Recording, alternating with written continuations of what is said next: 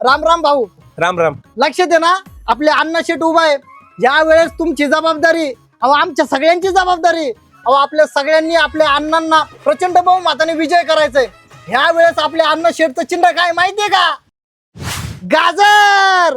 तर गाजरासमोरचं बटन दाबून आपल्या अण्णा शेटला प्रचंड बहुमताने विजय करायचंय. अण्णाचं चिन्ह कोण? तर गाजर. गाजर. The next day.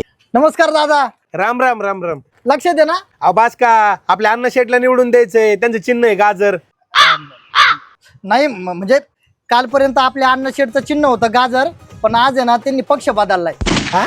जुन्या पक्षातल्या साहेबांचे विचार आहे ना आपल्या अण्णा शेटला काय पटानाच, म्हणून आपल्या अण्णा शेटनी विकासाच्या मुद्द्यावर दुसऱ्या पक्षात प्रवेश केलेला आहे.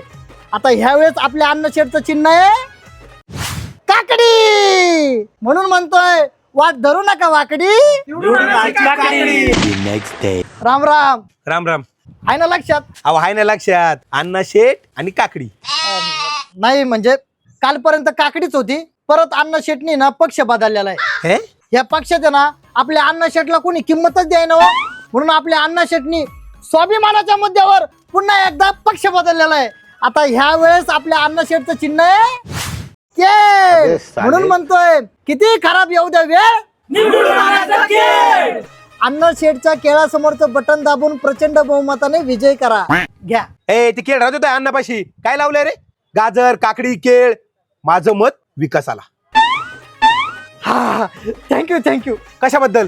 अण्णा शेटचं नाव आहे ना विकास. तुमच्या ताईचं पळा रे.